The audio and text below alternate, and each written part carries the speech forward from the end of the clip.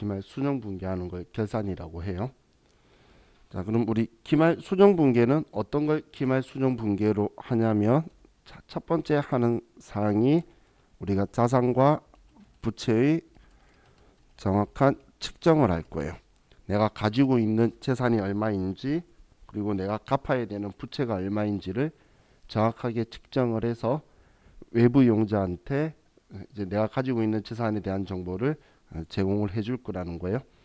근데 이거에 대해서 우리가 붕괴를 했던 기억이 있으실 거예요.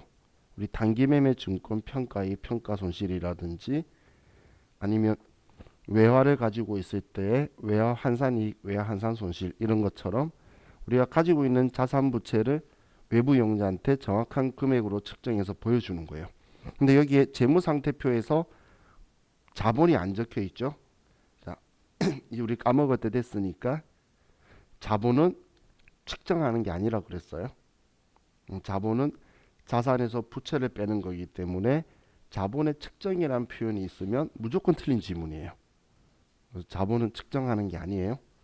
그래서 자산과 부채만 측정하면 자본은 자연스럽게 나오는 거죠. 내가 가지고 있는 것 중에 갚아야 되는 걸 빼면 전부 다 자본이다라고 생각하시면 돼요. 자, 그럼 자, 다음이 우리가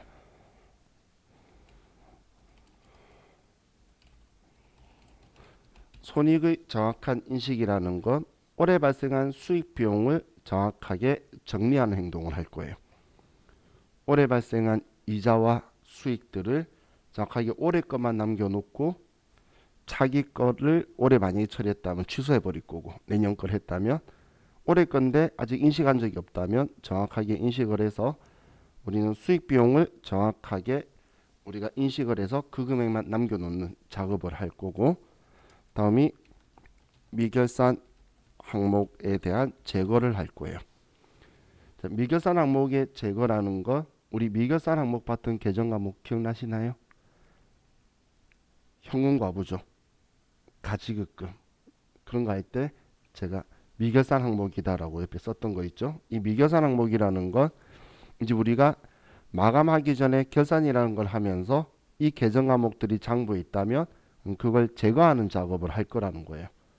그래서 우리가 결산하는 작업에서 자, 이것들을 할 건데, 근데 이 결산은 우리가 기말 수정 분기라 그랬죠. 그럼 일반적인 회계 기간은 1월 1일부터 12월 31일까지예요.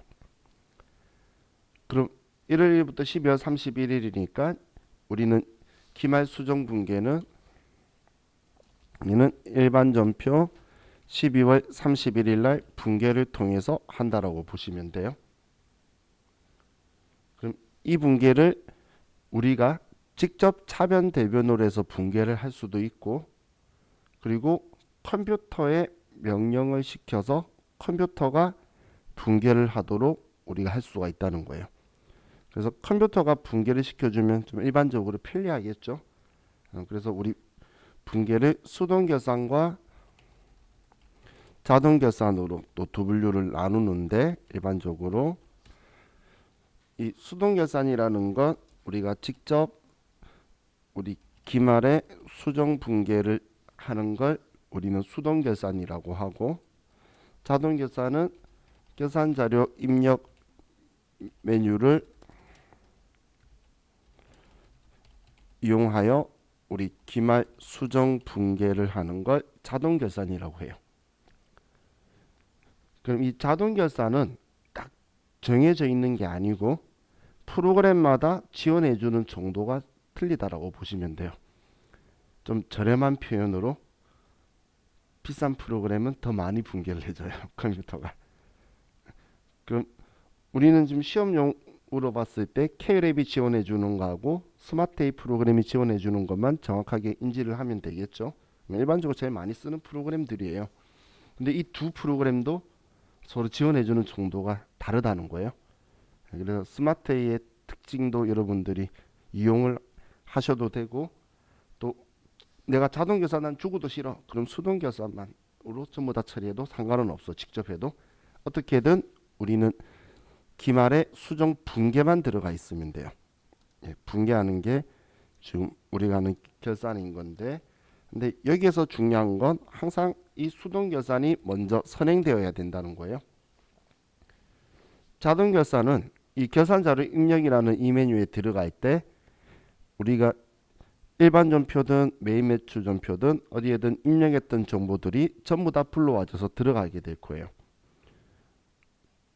그럼 우리가 직접 분계한다라고 하면서 차변 대변 썼던 분계들은 전부 다 끝낸 상태에서 이 결산자료 입력이라는 이 메뉴로 들어가야 되기 때문에 수동 결산이 항상 선행돼야 돼요. 그럼 이걸 먼저 하려고 그러면 그럼 자동 결산에서 어떤 걸 지원해 주는지를 알아야 우리가 얘는 그럼 무조건 내가 직접 분계해야겠네라고 판단할 수가 있겠죠. 그렇기 때문에 우리가 자동 결산에서 어떤 걸 지원해 주는지를 먼저 구경을 하도록 할게요. 자, 그래서 우리 스마트A 프로그램을 여시고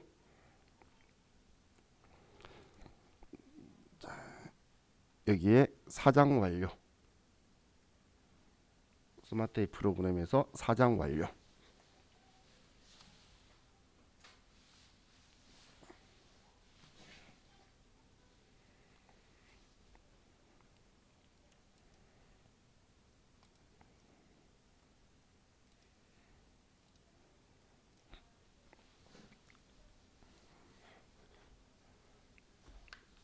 들어오셨나요? 그럼 우측에 여기 결산자료 입력이라는 메뉴 있죠? 자, 여기로 들어가시고 그리고 그냥 엔터 치시면 1월부터 12월 나올 거고 그냥 확인하시면 돼요.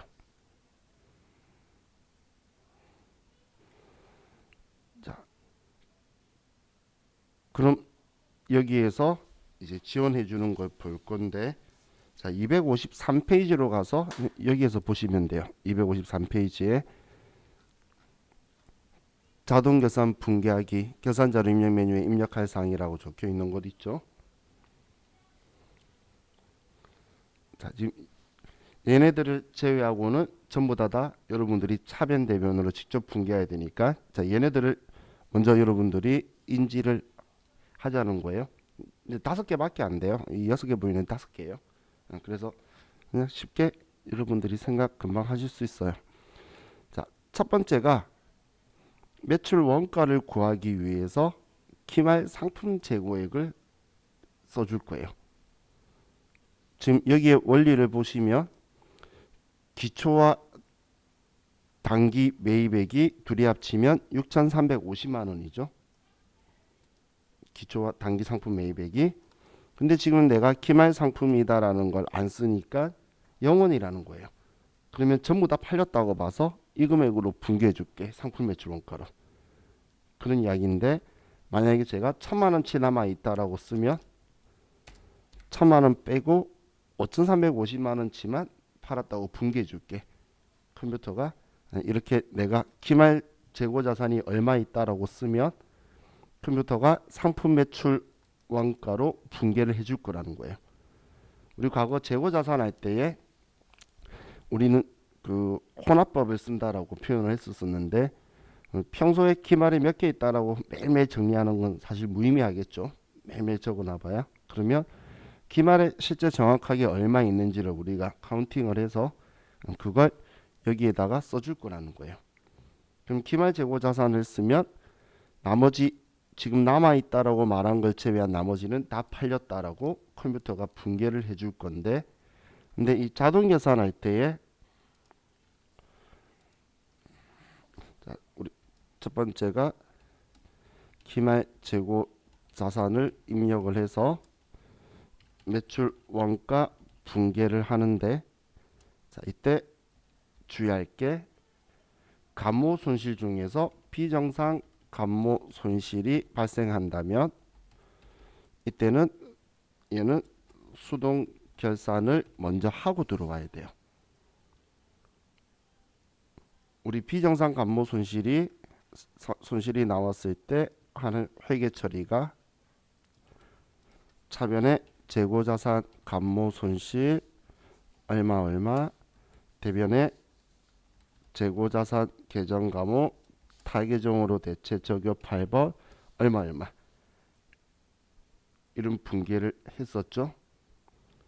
지금 이 비정상 감모 손실이 원가성이 없는 걸로 매출 원가에 포함되면 안 되는 거잖아요. 기억나시나요? 기억나시면 훌륭하신 거예요. 작년에 했는데. 자, 그럼 자, 지금 얘 원리는 간단해요. 자, 보세요. 제가 여기 들어오기 전에 지금 1,000만 원치 남았는데 엉뚱한 곳에 500만 원치가 사라졌다고 볼게요. 분실한 거예요. 500만 원치가. 그럼 1,000만 원치는 남아 있는 건 맞고 500만 원치는 분실한 거라면 매출 원가로 처리하면 안 되는 상황인 거예요. 그러면 여기에 들어오기 전에 일반 전표 12월 31일 날 차변에 재고자산 감모 손실 500만 원이다. 대변의 상품 타계정으로 대체 적용 8번 이 분계를 하는 거예요.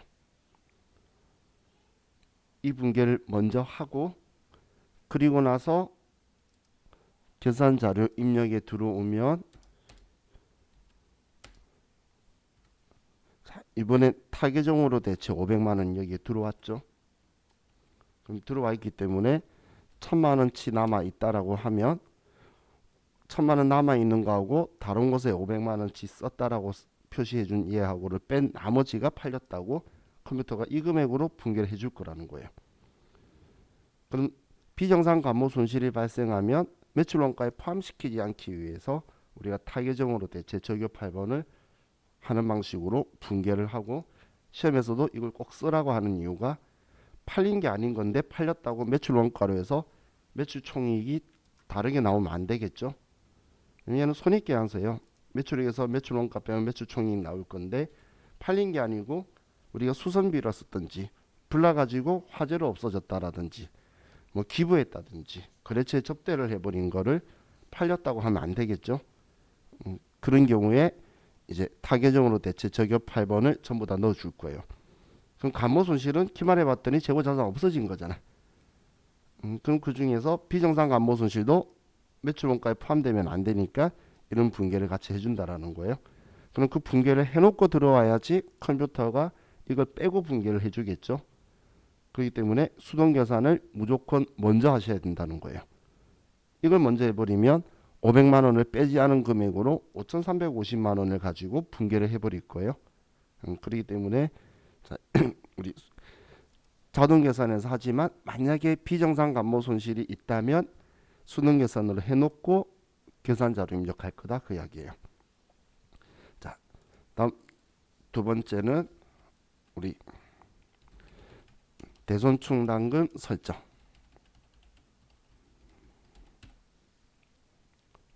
자, 우리 대손충당금 설정하는 건 채권 잔액 곱하기 대손 추정률 빼기 대손 충당금 잔액이죠. 그죠?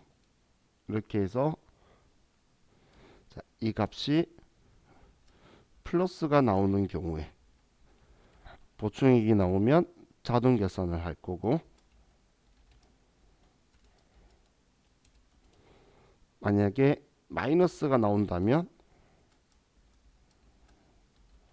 한의백이 나오면 수동 계산을 할 거예요.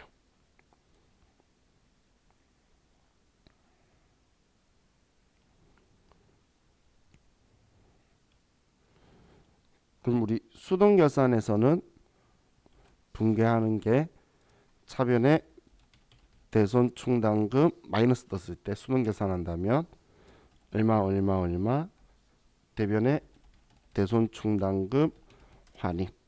자, 이때는 우리가 매출 채권이면 800번대, 기타 채권이면 900번대를 사용해서 쓸 거예요.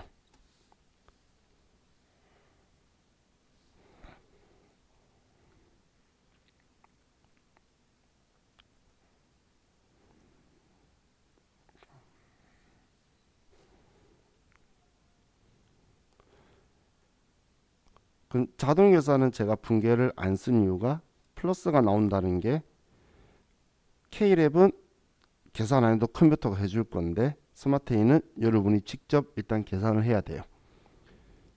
계산은 합계잔액 시산표라는 장부 저는 자주 들어가죠. 그럼 이 합계잔액 시산표라는 곳에 가서 12월 31일 날 설정하려는 채권 잔액이 얼마인지 봐서 이거에 대손 추정률 곱한 것 빼기 대손 충당금 잔액을 빼면 보충액이 나올 거잖아요. 얘도 받을 놈도 한다라고 하면 채권 잔액에 대손 추정률 곱하고 대손 충당금 잔액을 빼는 거예요.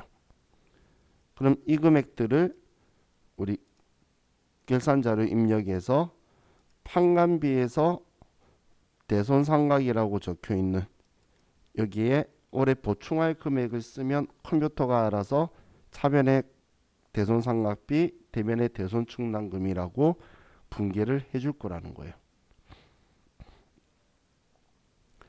자, 그래서 여기에 올해 보충액을 쓰는 건 자동 계산으로 할 수가 있는 거고 환입액이 나오는 거는 수동 계산을 할 수밖에 없는 그런 상황이다라고 보시면 돼요. 자, 다음은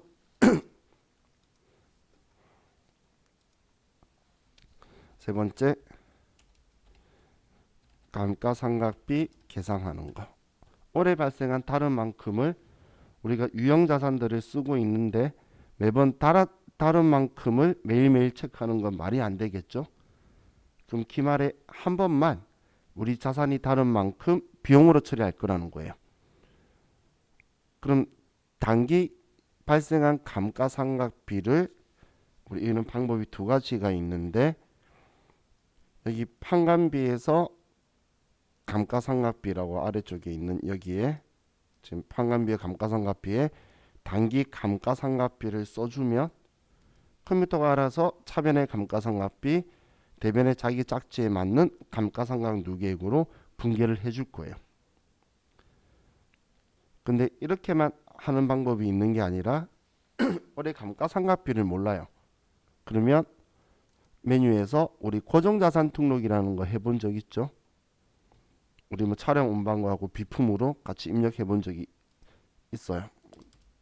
이게 전에 여러분들도 같이 하면서 업무용 승용차도 등록하고 했는데 이걸 가지고 월별 감가상각비 계상을 해서 그렇게 해서 결산자료 입력해서 여기 기능모음의 감가상각 반영으로 불러오는 방식이 있어요.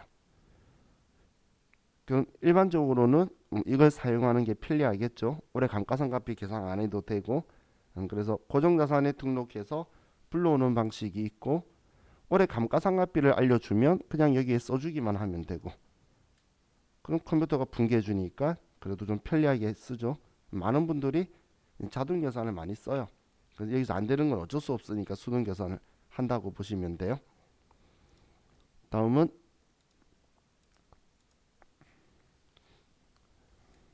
네 번째가 퇴직급여 충당 부채 설정하는 거.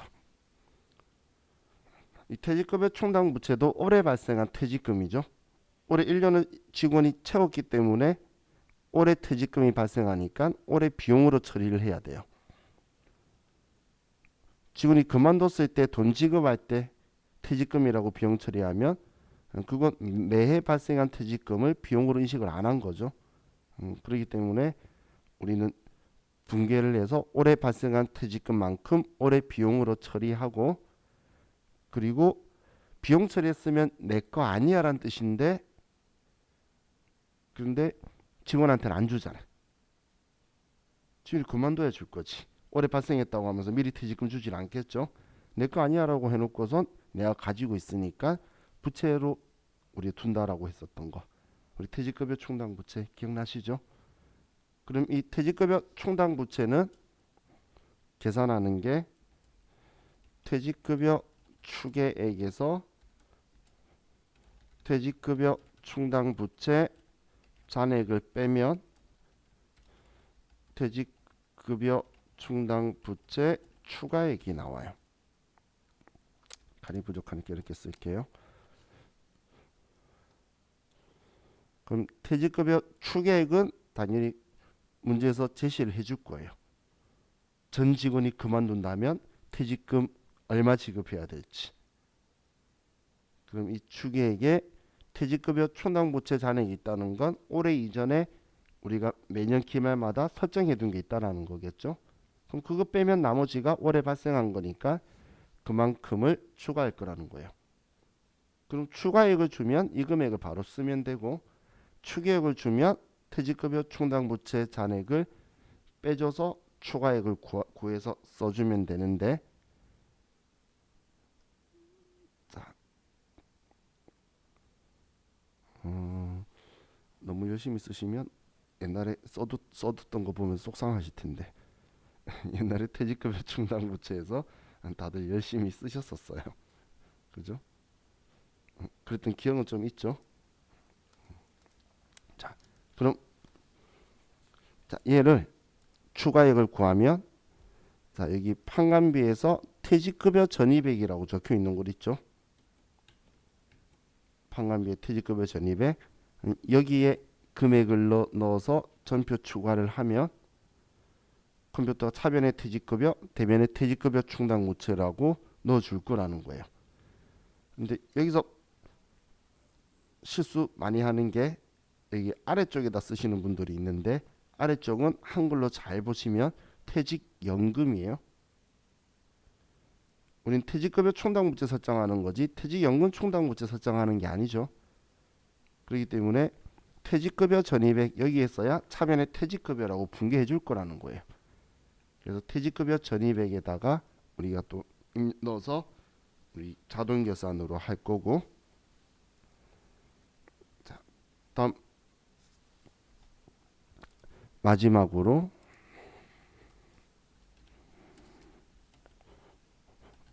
법인세 계상을 할 건데, 근데 산납세금 정리는 수동 결산으로 해야 돼요. 그럼 얘는 분계를 차변에 법인세 등 얼마 대변에 선납세금 얼마 이렇게 해서, 자, 우리 총 법인세에서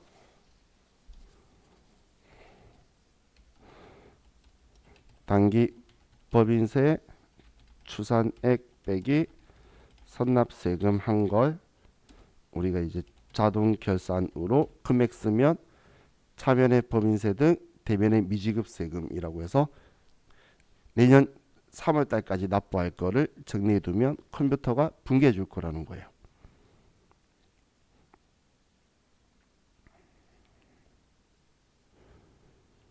그래서 흔히 이 도전 프로그램에서는 법인세는 반자동이라고 표현을 해요.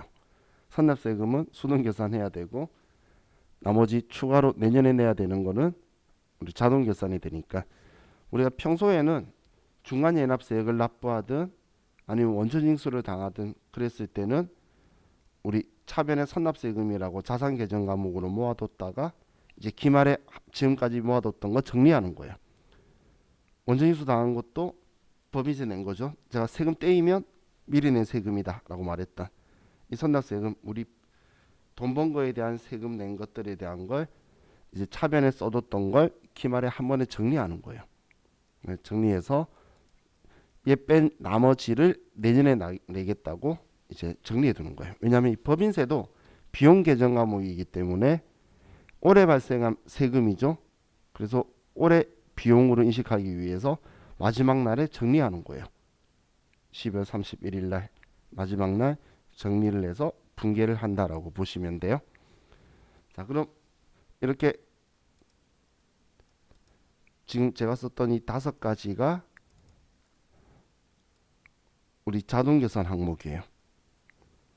우리 책에는 6가지로 보이는데 그 이유는 책에서는 여기 채권 잔액을 매출 채권하고 기타 채권을 둘이 분리시켜 놓고, 저는 그냥 한 번에 이야기한 거고 그 차이만 있는 거지. 그죠? 우리 그 책 보시면 2번, 5번이 같이 이제 나눠져 있는 거니까 5개라고 보시면 돼요. 자, 지금 우리 스마트 A 가지고 하는 거고 이거 가지고 하는 거 전부 다 끝나면 또 K랩으로 볼 거예요. 그럼 K랩이 당연히 뒤에 만들어졌으니까 조금 불편하면 더 많이 도와주겠죠. 또 도와주는 건 있는데 그렇다고 해서 또 뭐가 엄청 좋다고 할 수는 없어요. 그 두 개의 장단점이 있어요. 자, 그럼 여기는 사실 제일 중요한 건 여기 입력한다고 해서 붕괴가 되는 게 아니고 얘가 생명이에요. 이거 안 누르면 붕괴 안 누르면 끝인 거야. 안 한 거야. 그래서 제가 계산자료 입력 메뉴를 이용해서 기말 수정 붕괴를 하는 거라 그랬잖아요.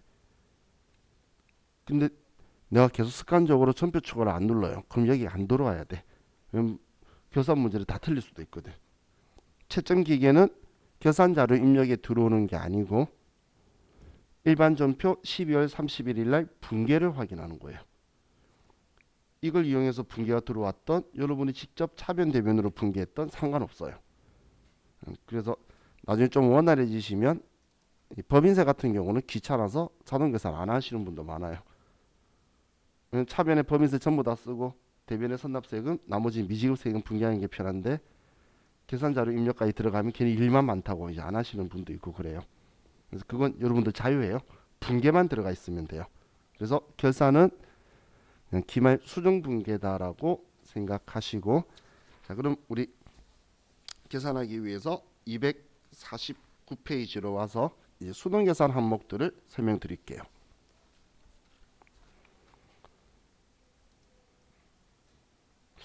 제 느낌인가? 왜 우리 오후 반은 시간이 너무 잘 가지?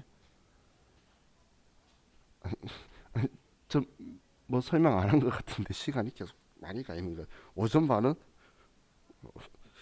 오전 반 분들한테 미안하지만 시간이 엄청 안 가는 것 같으니 우리 반은 뭐 조금 설명하려고 그러면 시간이 끝나가는 것 같아요. 내가 수업을 못 하나? 왜 그랬지? 자, 그럼 이제 우리 수동 계산 내용들을 여기서 할 수밖에 없다. 그것들이에요. 근데 여기에서 보면 선납세금 정리, 대손충당금 환입 그것도 여기 들어가 있죠. 그죠? 근데 뭐 재고 자산에 대한 건 안 적어놨네. 자, 그럼 먼저 자, 이 수동 계산에서 가장 꽃이라고 하는 게 손익 수정 붕괴예요. 손익 수정 붕괴 중에 첫 번째가 이연과 예상. 이 중에서 이연부터 볼게요. 자, 이연이라는 건 과거에 회계상의 거래가 발생하여 장부에 회계 처리를 하였다는 거예요. 회계상의 거래가 발생해서 회계 처리했다는 건 다른 말로 하면 쉬운 표현으로 돈 나가거나 들어온 적이 있어서 장부에 써뒀다는 이야기예요. 돈 나가면 써야 될 거잖아요. 돈 들어와도 쓸 거고. 그럼 이렇게 생각할 수 있겠죠. 자, 내가 보험료, 자동차 보험료를 납부했어요. 우리 자동차 보험료는 1년치잖아요. 그럼 올해 것도 있고 내년 것도 있다는 거예요. 그럼 지금 이 손익수정분계는 딱 올해 발생한 수익하고 비용만 장부에 남겨놓겠다는 거야. 올해 거 아닌 거는 이제 우리 장부에 수익 비용으로 안 남아 있고 내년에 수익 비용으로 돼야 되는 거니까 그걸 정리하는 거예요. 자, 이 이연이라는 표현은 과거에 제가 2월이라는 표현을 하면서 같이 설명했던 거예요. 해를 넘기는 작업. 그래서 이연 내년으로 넘겨버리겠다 그거예요. 자, 예를 가지고 들어보면 자, 우리 회사가 X1년도 10월 1일 날 우리 1년분 보험료 120만 원을 납부했어요. 자, 그럼 1년분 보험료를 10월 1일 날 납부를 했는데 이걸 월할 계산을 한다고 볼게요. 자, 월할 계산이라는 건 그냥 12달로 나눠서 이제 한 달치 한 달치 보겠다는 거예요. 일할 기사는 366일, 365일. 월할 기사는 12달로 보겠다는 거예요. 우리 실무적으로는 보험료는 일할 계산하는 건데 우리 시험에서는 전부 다 월할 계산할 거예요. 그래서 제가 120만 원 한 거예요. 한 달에 10만 원 하면 쉬우니까. 그죠? 자, 그럼 우리 이거 딱 봤을 때 여러분들이 파악할 수 있는 거. 단기분은 10월, 11월, 12월 세 달이죠. 그럼 단기분은 얘는 3개월이니까 금액은 30만 원이다. 그럼 차기분은 나머지 9개월이니까 90만 원이 내년 거다. 우리가 먼저 이걸 파악해야 되는 거예요. 그럼 그다음 이제 여러분들이 생각할 수 있어야 되는 게 그럼 올해 거는 올해 비용이니까 계정 과목이 보험료라고 있어야 되고 내장부에 내년 거는 아직 경과되지 않은 거기 때문에 미경과분이기 때문에 얘는 미리 준 비용이다라고 해서 선급 비용이라는 계정 과목을 쓸 거예요. 그럼 이 보험료라는 계정 과목은 비용 계정 과목이고 선급 비용이라는 애는 아직 내 거라는 거예요. 그래서 자산 계정 과목이에요.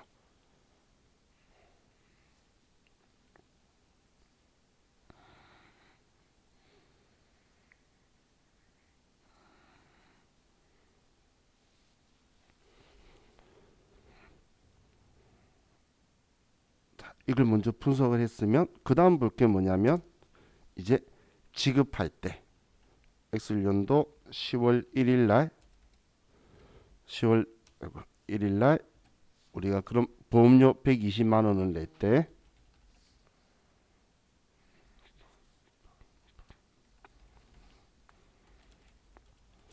20만 원 낼 때 차변에 어떤 계정 과목으로 처리했냐라는 건데 이때 보험료라고 예를 들어 800번대로 해서 처리를 했다라고 볼게요.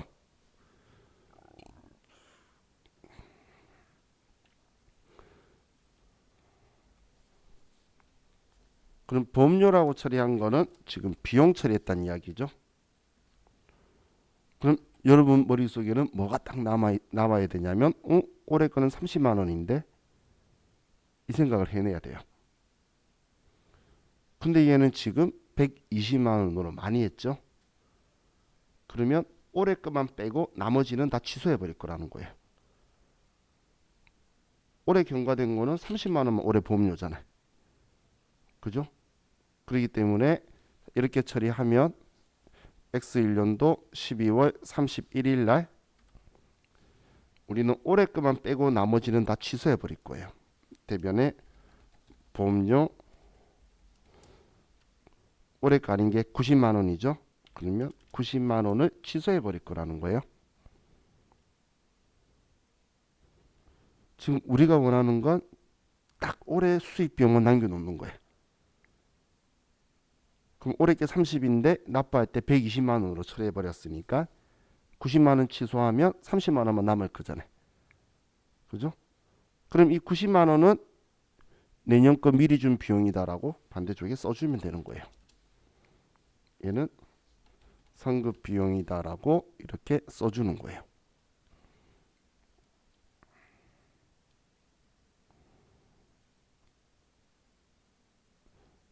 자, 이 분계 이해가시나요? 훌륭해요. 자, 그러면 이번에 반대로 우리가 X1년도 10월 1일 날 보험료를 납부하면서 이번엔 보험료라고 안 쓰고 납부할 때 상급 비용이다라고 회계 처리를 한 거예요. 납부 시 자산으로 얘를 처리했다는 이야기예요. 자산으로.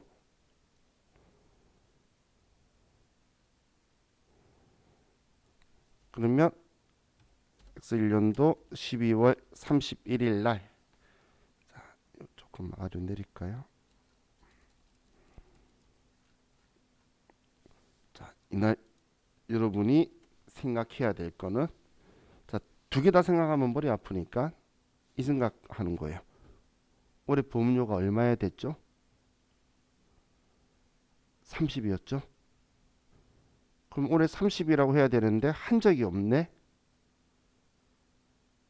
그럼 우리는 올해 발생한 보험료를 우리가 한 번도 쓴 적이 없으니까 이번엔 장부에 입력해서 올해 발생한 만큼을 인식해 줄 거예요. 그럼 차변에 보험료 800번 대 30만 원이다. 이번엔 쓴 적이 없기 때문에 거꾸로 이번엔 써서 이 앞에 너무 많이 해서 취소했고 이번엔 하나도 보험료라고 안 했잖아요. 그래서 올해 발생한 만큼을 써주는 거예요. 우리가 비용을 인식시킬 수 있는 방법은 비용 자리인 차변에 비용 계정 과목을 쓰는 것밖에 없어요.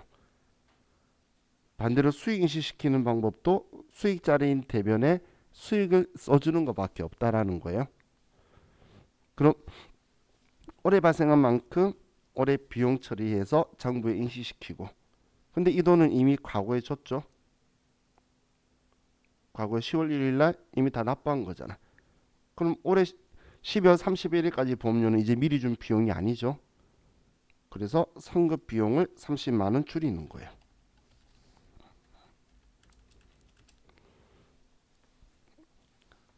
그럼 내장부에는 납부할 때에 어떤 계정 과목을 썼든 간에 수정 분기만 똑바로 해주면 똑같은 잔액이 남는 거예요. 보험료라고 처리한 것도 기말 수정 분기하면 보험료 90만 원 줄였으니까 30만 원만 남을 거고 선급 비용 90만 원이 장부에 남죠. 얘도 선급 비용 120이었는데 30만 원 취소했으니까 90만 원만 선급 비용이 남고 보험료 30만 원만 남으니까 우리 납부할 때는 자기 편한 대로 아무거나 해도 상관없는 거예요. 기말에만 정확하게 올해 발생한 비용만 비용 계정 과목으로 남고 나머지 비용이었으면 내년 거는 전부 다 선급 비용이다라고 정리만 해주면 딱 맞아 떨어진다는 거예요. 그럼 우리 손익계산서에 딱 필요한 비용만 들어가게 되겠죠. 올해 발생한 것만. 이게 지금 이 작업을 하는 목적이다라고 보시면 돼요. 자, 우리 시험에서는 여러분들이 제일 중요하게 봐야 될 게 이연에 대한 결산 문제가 나오면 납부할 때에 뭘로 처리했는지를 봐야 돼요. 이걸 먼저 파악을 못하면 결산 문제가 손이 안 대지죠. 분기 위치는 단순하게 표현하면 얘로 처리하면 얘가 반대로 가고 얘로 처리하면 얘가 반대로 가기 때문에 분기 위치는 쉬워요. 그럼 금액 가지고 여러분들이 생각을 정확하게 잡으셔야 돼서 제가 이쪽 방법 저쪽 방법 양쪽을 다 설명해 봤는데 양쪽 하니까 더 헷갈려 하시는 것 같더라고요. 그래서 우리는 수익 비용만 생각하고 가자로 제가 바꿨어요, 전략을. 지금 올해 보험료만 남아 있어야 된다고 생각하는 거예요.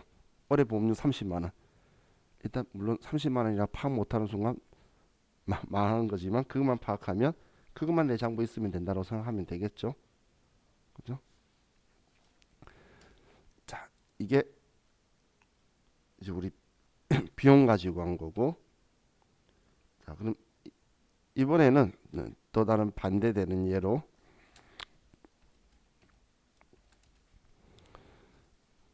자, 9월 1일 날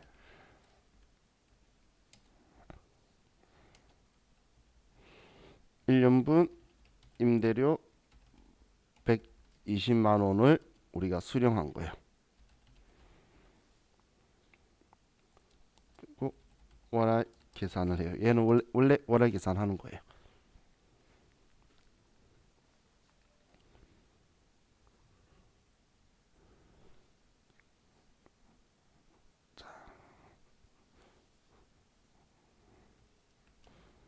그럼 X1년도 9월 1일 날 임대료를 받았을 때에 우리가 차변에 돈 받았다라고 쓰고 대변에 임대료라고 수익 계정 과목으로 분계를 해버리는 거예요.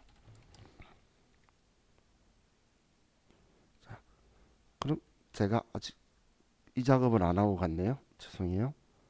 우리 이거 생각해야지. 단기분. 단기분은 9, 10, 11, 12 네 달이죠. 그러면 4개월이고 그러면 우리 금액은 40만 원이고 차기분은 8개월이고 그러면 80만 원이 내년 거라는 거예요. 그럼 올해 거만 임대료로 있어야 되고 내년 거는 내년 월세를 지금 미리 받은 거잖아요. 그래서 미리 받은 수익이라는 선수 수익 계정 과목을 쓸 거예요.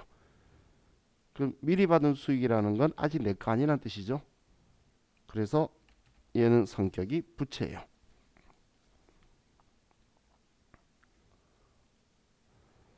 자, 그럼 우리 장부에는 12월 31일 날 딱 이렇게 정리가 남아 있어야 돼요. 금액이. 그런데 우리가 받았을 때 9월 1일 날 120만 원을 전부 다 수익이라고 해버렸네. 자, 그러면 올해 40만 원만 두고 나머지는 다 취소해야 되겠죠. 그럼 80만 원 취소해야 되는 이유 아시겠죠? 80만 원? 그러면 차변에 임대료 80만 원을 취소하고 대변에 선수 수익이다. 얘는 80만 원. 내년 거 미리 받은 수익이다라고 장부에 정리해 두는 거예요.